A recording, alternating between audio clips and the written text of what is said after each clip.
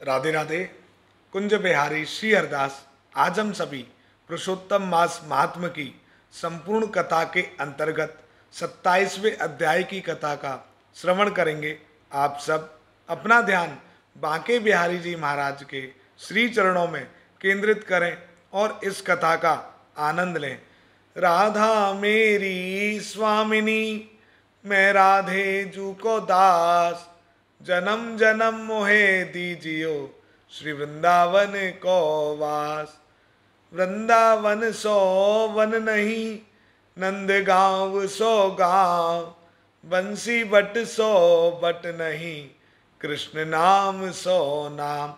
नमः कुंज विहारिण्यै, नमः कुंज विहारिणे, स्वामी श्री हरिदासाय गुरुनाम गुरुवे नमः। बोलिए श्री बांके बिहारी लाल की जय। 27वां अध्याय। श्री नारायण बोले, वाल्मीकि इस तरह राजा धृणधनवा को उद्यापन विधि बताकर बोले, हे राजन, तेरा कल्याण हो। अब मैं पापनाशिनी सरयू नदी को जाता हूँ। तब राजा आनंद युक्त स्त्री सहित उनकी पूजा करने लगा। ऋषि ने राजा की पूजा को अंगीकार कर उसे आशीर्वाद दिया। तब सायंकाल हो जाने पर वाल्मीकि ऋषि वहाँ से चल दिए। राजा भी सीमा तक उनको पहुँचाकर अपने घर वापस आया और अपनी रानी गुण सुंदरी से बोला, हे सुंदरी, राग देश वाले गंधर्व नगर के समान इस असार संसार में मनुष्यों को क्या सुख है। अध्रुव शरीर को छोड़ ध्रुव को प्राप्त करने के लिए, पुरुषोत्तम का स्मरण करने के लिए मैं भी वन को जाता हूँ। तब वह पतिव्रता ऐसे वचन सुन अत्यंत नम्रता से हाथ जोड़कर बोली, हे पतिदेव, मैं भी आपके साथ चलूँगी। पतिव्रता स्त्रियों के लिए तो पति ही देवता है। इस तरह प्रिया का वाक्य सुनकर और अंगीकार करके राजा पुत्र को राज अभिषेक कर अपनी स्त्री के साथ तत्काल मुनियों से सेवित वन को चला गया। इस तरह व्रत की विधि में स्थित हुए तपोनिधि राजा की पतिव्रता रानी सेवा में तत्पर रहती। राजा के इस प्रकार करते हुए संपूर्ण पुरुषोत्तम मास समाप्त होने पर वहाँ पर विमान आया और विमान पर चढ़कर वह सुंदर नवीन शरीर धारण कर तत्काल गोलोक में चले गए। श्री नारायण बोले, हे नारद, इस पृथ्वी तल में पुरुषोत्तम के समान कुछ भी नहीं।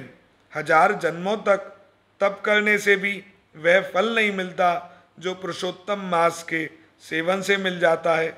जैसे बंदर ने 3 रात्रि स्नान करने से करोड़ों जन्मों के पाप नष्ट हो गए थे, श्री पुरुषोत्तम मास में अनजाने में ही उस दुष्ट बंदर के स्नान होने से पूर्व कुकर्मों का नाश हो गया और वह सुंदर शरीर धारण कर विमान पर चढ़कर गोलोक को चला गया। हे तपोनिधे, सब लोगों के हित के लिए वह कथा मेरे से कहिए कि उस बंदर के 3 रात्रि कहाँ पर स्नान किया, वह बंदर कौन था, उसने क्या आहार किया, कहाँ पर उत्पन्न हुआ और उसके अनजाने में ही पुरुषोत्तम मास में स्नान करने का क्या फल हुआ। तब श्री नारायण बोले, केरल देश में उत्पन्न एक लोभी ब्राह्मण था। इस कर्म से लोक में वह बहुत कंजूस था। यद्यपि उसके पिता ने उसका चित्र शर्मा नाम रखा था, वह कभी भी कोई धार्मिक कृत्य नहीं करता था। वन में विचरने वाला एक माली उसका मित्र था।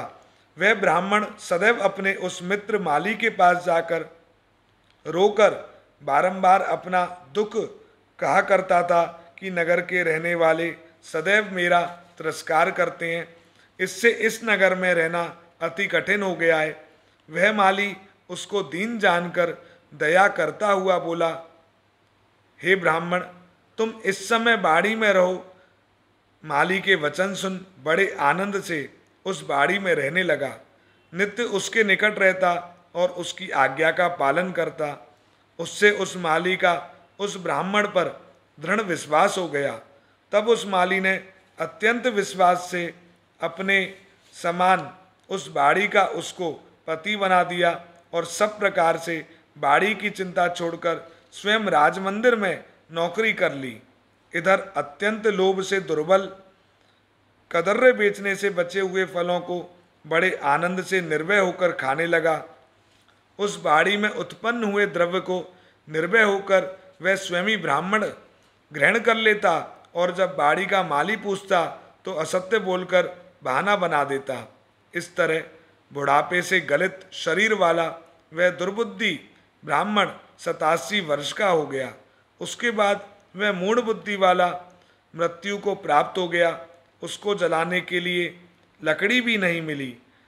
वेदों के जानने वाले विद्वान कहते हैं, बिना फल भोगे पाप नष्ट नहीं होते। मरने के बाद वह यमदूतों से मुदगरों की मार से हाहाकार करता हुआ अति भयंकर मार्ग को चला। विलाप करते हुए उस ब्राह्मण को यमराज के दूत यमराज के पास ले गए। चित्रगुप्त उसे देखकर उसके शुभ अशुभ कर्मों को देखकर धर्मराज से बोले, यह कदर्य ब्राह्मण अधम है। इस दुर्बुद्धि वाले धन के लोभी का कुछ भी सुकर्म नहीं है। यह बाड़ी में रहता हुआ बड़े पाप कर्म करता रहा। बाड़ी के माली से विश्वासघात किया। श्री नारायण बोले, हे नारद, इस तरह चित्रगुप्त के वचन सुन धर्मराज अत्यंत क्रोध से भरे हुए वचन बोले, यह 1000 वर्ष तक बंदर की योनि में रहे और विश्वासघात का फल इसको बाद में मिलेगा। तो आज हमने 27वें अध्याय की कथा का श्रवण किया है। कल हम 28वें अध्याय की कथा का श्रवण करेंगे। श्री बांके बिहारी जी महाराज की असीम अनुकंपा आप सभी पर सदैव बरसती रहे। श्री कुंज बिहारी श्री हरदास।